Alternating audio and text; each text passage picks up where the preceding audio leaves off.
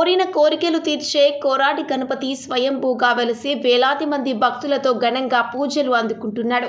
నిర్మల్ జిల్లా బైన్సా మండలంలోని మాటేగాం గ్రామంలో స్వయంభూగా కొలువుదీరిన గణనాథుడు శ్రావణ శుక్రవారం కొలువుదీరిన కోరాడి గణపతి 2012లో సాయంత్రం సమయాన చిన్నపిల్లలు క్రికెట్ ఆడుతున్న సమయంలో బంతి ఒక కట్టె రూపాన్ని తాకింది.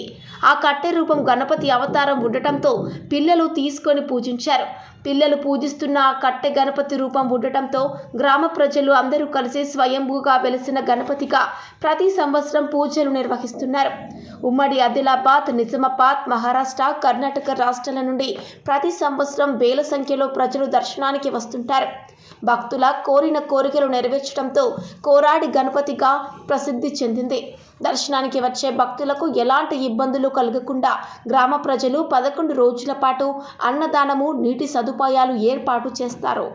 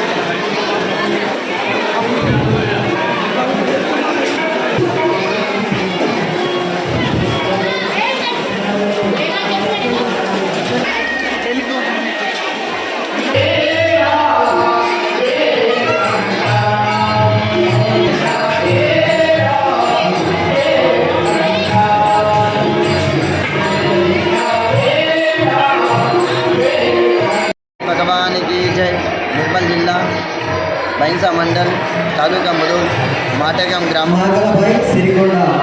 స్వయంభూ కొరడి గణపతి శ్రావణ సోమవారం అమావాస్య రోజు వెళ్ళడం జరిగింది.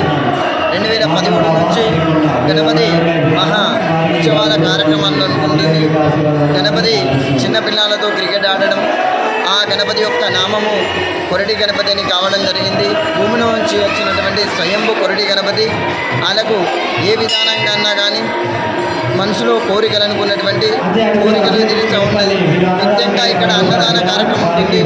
ఊరు లోపల చాలా ఐక్యతతోని అందరూ కలిసికట్టుగా ఎలాంటి కలుషం లేకుండా భావన లోపల నిలవై అందరూ కూడా ఎక్కడికి వెళ్ళకుండా ఇక్కడనే సేవ చేసుకుంటూ 11 రోజుల పాటు ఇక్కడనే ఉంటుంది. భజన బృందం కూడా ఉంటుంది, అన్నదాన కార్యక్రమం కూడా ఉంటుంది. ప్రతి వచ్చే భక్తులందరికీ అర్చన, కుంకుమార్చన పూజ కూడా ఉంటుంది. ఆ గణపతికి నిత్యంగా 3 టైం లోపల అభిషేకం కూడా చేయడం జరుగుతుంది.